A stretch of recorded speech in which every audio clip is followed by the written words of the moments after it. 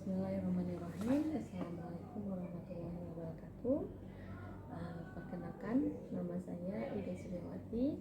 Saya adalah salah satu dosen dari Sikes Muhammadiyah Losmawe. Pada kesempatan hari ini, saya di sini akan menyampaikan hasil pengabdian masyarakat saya yang telah saya lakukan pada tahun 2020 di wilayah Puskesmas Kecamatan Blambangan Kota Losmawe dengan judul penyuluhan diet diabetes pada penderita diabetes. Sebelum saya melakukan pengabdian masyarakat kepada penderita diabetes, di sini saya melakukan survei awal, di mana di sini saya menemui pihak puskesmas dan di sini dari pihak puskesmas menunjukkan bahwa data yang paling banyak terdapat di wilayah kerja puskesmas ini adalah penderita diabetes. Dan selain itu kami juga melakukan wawancara bagi pada penderita diabetes. Di sini ada 4 penderita diabetes, kita ambil secara random. Pada saat kita wawancara, di sini kita menanyakan terkait dengan pola makan, pola diet yang mereka jalankan sehari-hari. Dari hasil wawancara tersebut, mereka mengatakan bahwa selama ini tidak melakukan batasan makanan yang dimakan setiap harinya. Mereka hanya membatasi konsumsi gula, misalnya tidak minum minuman manis seperti teh manis, jus, dan yang lain-lain. Berdasarkan data yang kita temui tersebut, maka di sini saya bersama tim menyusun untuk melaksanakan kegiatan pengabdian masyarakat di puskesmas Kecamatan Blambangan tersebut. Di sini kami menyusun materi tentang penyuluhan diet diabetes bagi penderita diabetes. Tujuannya di sini saya melakukan pengabdian ini untuk meningkatkan pengetahuan dari masyarakat terkait dengan pola diet yang baik bagi mereka. Selain itu juga kita di sini ingin meningkatkan motivasi penderita diabetes untuk menerapkan diet selama mereka di rumah.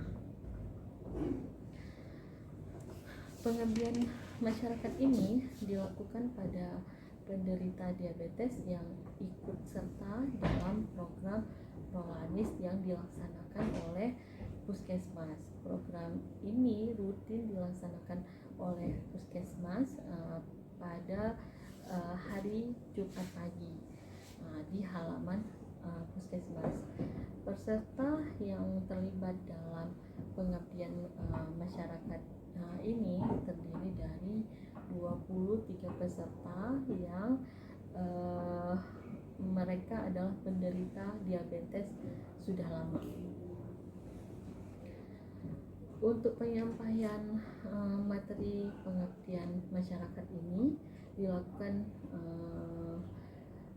pada masyarakat yang mengikuti senam Prolanis. Setelah selesai mengikuti senam Prolanis, yaitu kegiatan masyarakat ini kita mulai pada pukul 10 dan metode yang saya gunakan dalam penyuluhan ini yaitu membentuk kelompok kecil atau disebut dengan FGD, Focus Group Discussion. Jadi di sini pesertanya dibagi dalam beberapa kelompok, di dalamnya ada 4 sampai 5 peserta saat masing-masing kelompoknya. Untuk media yang saya gunakan di sini, saya menggunakan leaflet, booklet, PowerPoint, dan laptop dan LCD untuk pemaparan materinya. Setelah settingan tempat dan kelompok kita lakukan, maka di sini saya memberikan edukasi mengenai diabetes yang dimulai dari apa itu pengertian dari diabetes, apa itu penyebab dari diabetes, dan saya di sini juga menjelaskan tanda dan gejala yang sering dirasakan oleh penderita diabetes, dan yang paling penting bagi penderita diabetes yang harus dipahami ketika mereka sudah terkena diabetes, yaitu mampu menerapkan pola diet yang tepat, mulai dari memilih jenis makanan yang boleh dikonsumsi dan yang harus dikurangi. Di sini masyarakat yang menderita diabetes juga harus mampu menghitung kebutuhan kalori setiap harinya, dan yang terakhir adalah pengaturan dari jam makan yang harus sesuai setiap harinya, atau yang dikenal dengan 3J. 3J itu adalah jenis, jumlah, dan jam.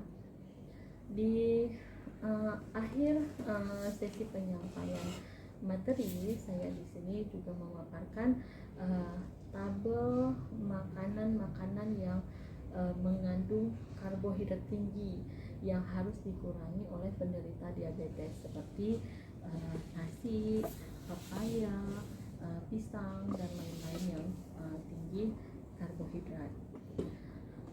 Pada sesi selanjutnya, setelah saya memaparkan materi, saya meminta kelompok-kelompok kecil yang tadi saya udah bentuk di awal untuk menulis, masing-masing kelompok untuk menulis makanan yang mereka makan selama satu hari, mulai dari pagi sampai dengan malam. Setelah mereka menulis, masing-masing kelompok menulis jenis makanan yang mereka makan, maka selanjutnya saya meminta kelompoknya untuk memapar hasil diskusinya. Dan pada saat kelompok memaparkan, kita menemukan bahwa hampir semua kelompok makan makanan yang tinggi karbohidrat dalam satu hari penuh.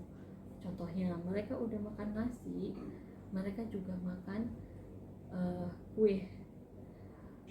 Setelah itu mereka juga makan buah-buahannya yang tinggi karbohidrat, seperti pisang, pepaya.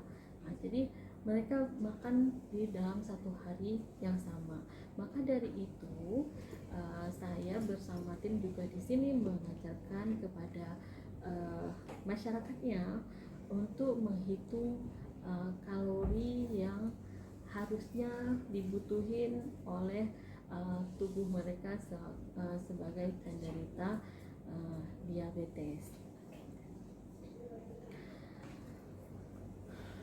Setelah itu, setelah pemaparan semua kelompok tersebut, pada tahap akhirnya di sini pemateri melakukan evaluasi dengan menanyakan secara random kepada peserta untuk menyebutkan pengertian dari diabetes, tanda dan gejala diabetes,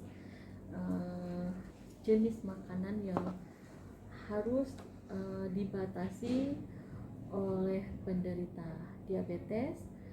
Setelah itu juga kita di sini mengevaluasi terkait dengan perhitungan jumlah kalori dari penderita diabetes, masing-masing dari penderita diabetes.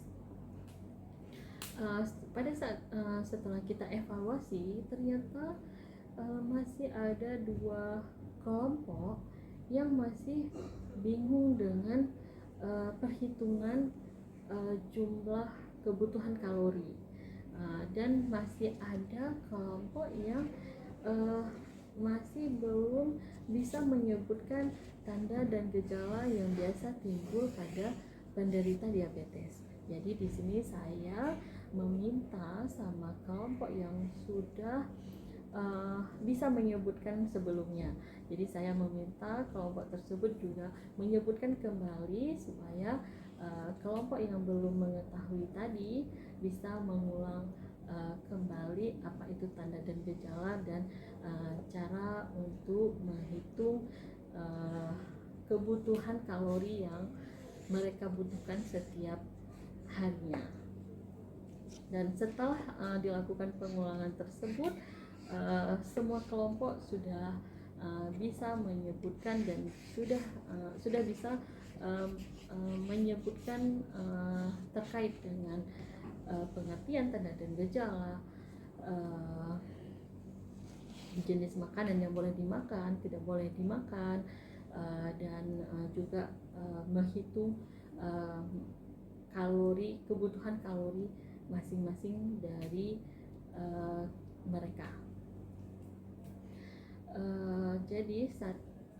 Jadi yang perlu saya sampaikan di sini bahwa yang saya dapati dari masyarakat tersebut masih belum menganggap bahwa pengaturan pola diet itu hal yang penting yang harus mereka lakukan. Jadi di sini saya juga menyampaikan bahwa kalau pengaturan pola diet tidak dilakukan secara baik, maka di sini akan meningkatkan kadar gula mereka, dan kalau itu terjadi terus-menerus akan mengakibatkan komplikasi dari penyakit diabetes tersebut. Komplikasinya itu bisa mereka stroke, bisa hipertensi dan lain-lainnya.